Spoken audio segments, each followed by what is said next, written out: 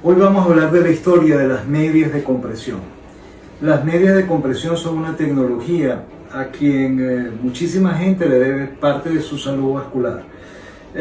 Su invento es una historia muy interesante y la vamos a hacer a la manera de Facundo Cabral. Facundo Cabral era un cantante argentino que le gustaba hacer historia relacionando cosas que aparentemente no están relacionadas.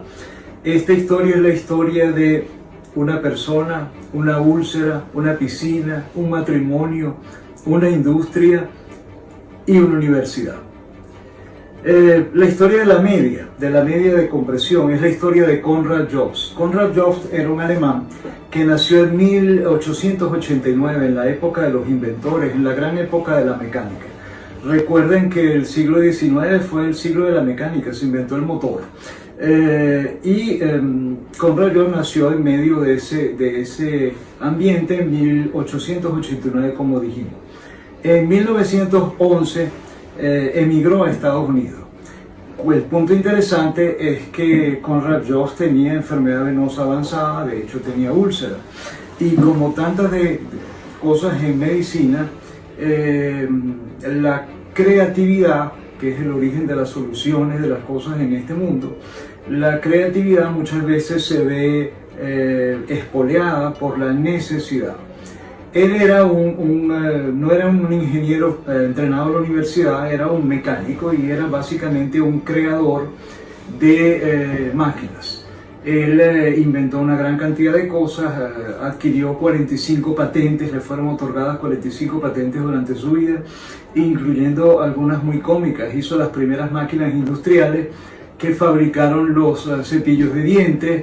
También recibió patentes por los techos de los carros descapotables convertibles y una cantidad de patentes. Resulta que este señor Jobst observó que cuando estaba en una piscina su enfermedad venosa era menos dolorosa, se sentía mejor de úlceras y demás.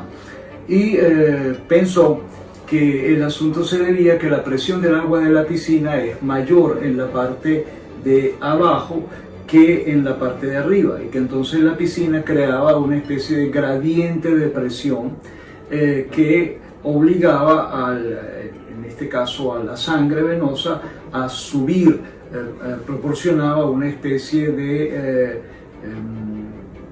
fuerza mecánica para ayudar al retorno venoso y para oponerse al reflujo que ocasionan las válvulas venosas defectuosas en las personas que sufren de varices y enfermedad venosa crónica.